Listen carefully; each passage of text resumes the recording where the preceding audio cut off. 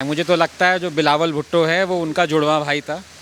कुंभ मेले में खो गए दोनों, वो वहाँ मिल गया, ये यहाँ पे मिल गया। सबसे बड़ी गलती तो 1962 में हुई है।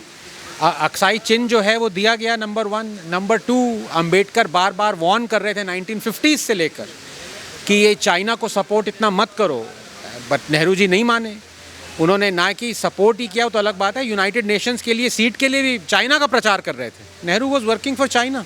जब 1962 में आपके परनाना जी ने जब बोला था कि हिंदी चीनी भाई भाई और इतना अंधविश्वास किया था, उसके बाद जो हुआ था उसे हम सब लोग जानते हैं। पीओके लेना बैक, बाय द वे, हमारे पार्लियामेंट का एक रेजोल्यूशन है, तो हमें तो वो लेना ही है, वो तो हमारा पार्ट है। हम पे अब कोई अटैक नहीं कर सकता। नमस्कार, मैं हूं ऋषभ अवस्थी, आप देख रहे हो न्यूज़ हिंदी। आज हमारे साथ मौजूद है आनंद रंगनाथन जी, इनसे बात करेंगे और आपको दिखाएंगे कि राहुल गांधी जिस तरीके की टिप्पणी कर रहे हैं भारत और चीन विवाद को लेकर के, उन पर इनका क्या कहना है। सर, सबसे पहले तो न्यूज़ हिंदी के चैनल पर बहुत बहुत स्वागत है। थैंक यू, धन्यवाद, बहुत बहुत धन्यवाद। सर, राहुल गांधी का ये कहना है कि भारत की सेना जो है वो पिट रही है और सरकार जो है चुप है, आप भी ऐसा कुछ मानते हैं? नहीं, देखिए, राहुल गांधी के बारे में क्या कहें, अब मतलब थक गए हैं। मुझे तो लगता है जो बिलावल भुट्टो है वो उनका जुड़वा भाई था। कुंभ मेले में खो गए दोनों, वो वहाँ मिल गया, ये यहाँ पे मिल गए हैं। मतलब जब से इन्होंने होश संभाला है तब से गलत ही चीज़ कहते आ रहे हैं, तो कोई टिप्पणी देने का मतलब भी नहीं है। सब गलत बोलते हैं, आर्म फोर्सेस की इंसल्ट करते हैं। ये कोई कहने की ये तमीज़ होती है कि हमारे फोर्सेस की पिटाई हो रही है? आप कुछ भी कह सकते थे, इंजर्ड हुए हैं, जो कि सच है, इंजर्ड हुए हैं, पर ये कहना कि पिटाई हुई है, ये तो मतलब ये जानबूझ के फैला है, तो बहुत ही गलत। आज की जो कि बुक लॉन्च था उसमें भी आपने कहा कि इतिहास के अंदर कई गलतियां हुई हैं, तो आपको लगता है 1962 में भी हमसे कुछ गलतियां हुई थी जिनसे हमें सीखने की जरूरत थी? नहीं, बिल्कुल, सबसे बड़ी गलती तो 1962 में हुई है। अक्साई चिन्ह जो है वो दिया गया नंबर 1। नंबर 2, अंबेडकर बार बार वार्न कर रहे थे 1950s से लेकर कि ये चाइना को सपोर्ट इतना मत करो, बट नेहरू जी नहीं माने। उन्होंने ना कि सपोर्ट ही किया, तो अलग बात है, यूनाइटेड नेशंस के लिए सीट के लिए भी चाइना का प्रचार कर रहे थे। मतलब अगर आप अंबेडकर का रेजिग्नेशन लेटर पढ़ें, it is so clear, Nehru was working for China. So अब ये पता नहीं क्योंकि उनका कम्युनिस्ट बेंट ऑफ माइंड था, इसलिए कि लेसन्स नहीं सीखे। और उसके बाद आर्मी का फेलियर था, क्योंकि नेहरू ने जिन लोगों को आर्म फोर्सेस के सबसे ऊपर चढ़ाया था, उनका डिबैकल था, सो अब वो लेसन्स वहाँ से लर्न नहीं किए गए। अगर आप हेंडरसन ब्रुक्स रिपोर्ट, एक्चुअली इस सरकार की भी गलतियां हैं, उनको पब्लिक करना चाहिए। ये जब ये ऑपोजिशन में थी सरकार, तो इन्होंने कहा था हेंडरसन ब्रुक्स रिपोर्ट जो 1962 वॉर का डिबैकल हुआ था, वो बताएगी, वो उसको पब्लिक करो। उन्होंने कहा, अब ये सरकार में आ गए, 8 साल हो गए, इन्होंने खुद पब्लिक नहीं किया, तो अब लोग कैसे जाने क्या क्या गलतियाँ हुई हैं। जब उस पर आप रिपोर्ट बनाई है तो उसको पब्लिक करिए, पता लगे क्या क्या गलतियाँ करी। सर, ये बताइएगा कि 1962 के युद्ध के समय जो भारत की स्थिति थी और आज 2022 में कितना डिफरेंस है? नहीं, ऑफ कोर्स, देखिए, बहुत ज़मीन आसमान का अंतर है। सबसे बड़ी बात है कि हम न्यूक्लियर नेशन हैं, हमारे पास न्यूक्लियर डिटेरेंट है। हमारे पास अभी 2 दिन पहले हमने अग्नि 5 I think launch, night capability है 5000 किलोमीटर। सो हम पे अब कोई अटैक नहीं कर सकता। अगर अटैक कर सकता है, लेकिन हम जवाब भी करारा देंगे, ये तो सबको पता है। और जो सबसे इम्पॉर्टेंट चीज़ जो इस सरकार ने करी है, वो ये न्यूक्लियर डेटरेंट जो पाकिस्तान का था, जिसको दिखा के वो बार बार हमें अटैक कर रहे थे, उसको ब्लंट किया है। क्योंकि लोग सोचते थे कि भाई पाकिस्तान को अटैक मत करो कन्वेंशनल वेपन से, क्योंकि इनके पास न्यूक्लियर वेपन है।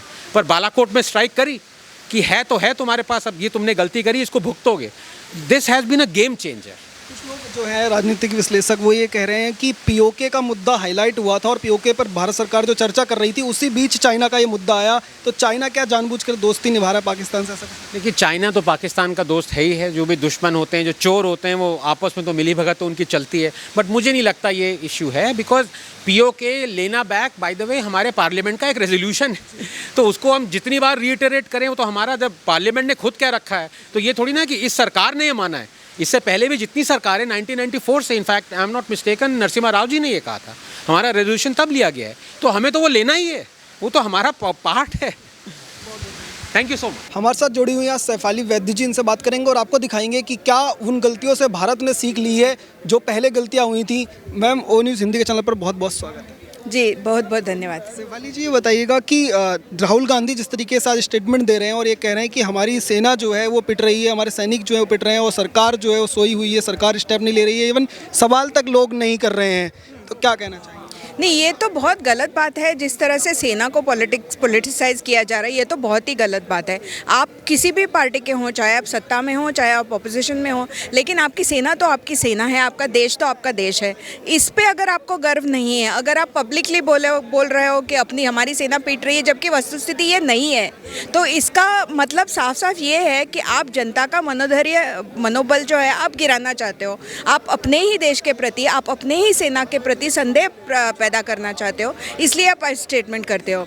जब 1962 में आपके परनाना जी ने जब बोला था कि हिंदी चीनी भाई भाई और इतना अंधविश्वास किया था, उसके बाद जो हुआ था उसे हम सब लोग जानते हैं। और सारी दुनिया उनको बोल रही थी कि ये गलत है, चीन गलत करेगा, चीन आक्रमण करेगा, लेकिन ये नेहरू जी का क्या कहते हैं, उसका अट्टहास था कि नहीं, ऐसा कुछ हो नहीं सकता है। और जो डिबैकल हुआ वो हम सब लोग जानते हैं। तो राहुल गांधी ये क्या बता रहे हैं, मतलब वही गलतियां दोहरा रहे हैं कि उनके परनाना जी ने जो बोला था हिंदी चीनी भाई भाई, तो वो भी यही कह रहे हैं। शेफाली जी बताइएगा कि 1962 के समय जो भारत की स्थिति थी और आज 2022 में जो है, क्या आपको लगता है कि क्या बड़ा बदलाव जो है दिखाई देता है? पहली बात तो ये है कि हम लोग बहुत असर्टिव हो रहे हैं। जैसे किसी ने बोला था कि ये नया भारत है, ये ज़रूर प्रत्युत्तर देगा, ये कभी भी एम्प्टी शांति की बातें नहीं करेगा। ये सब हमने देखा है, सर्जिकल स्ट्राइक्स के बारे में भी देखा है। चाइना में जो हुआ, जिस तरह से चाइना बॉर्डर पे, लद्दाख बॉर्डर पे जो हुआ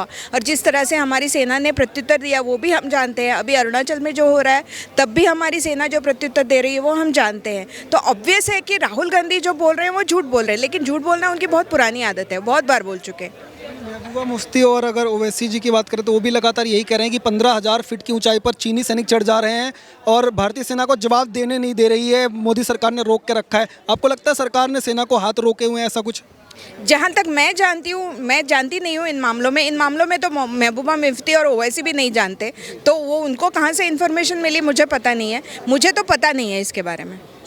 और जो लगातार 1962 से पहले भी और उसके बाद भी जो गलतियां इतिहास के अंदर भारत में होती आई हैं, उनको लेकर के क्या आप बदलाव का समय है और लोगों को जागरूकता होनी चाहिए? नहीं, बदलाव तो आ चुका है ऑलरेडी। हमने देखा है जिस तरह से भारत जिस कॉन्फिडेंस से आगे बढ़ रहा है वो हमने देखा है। तो बदलाव का समय मतलब क्या? बदलाव का समय तो 2014 में आया था और तब से हो गया है बदलाव।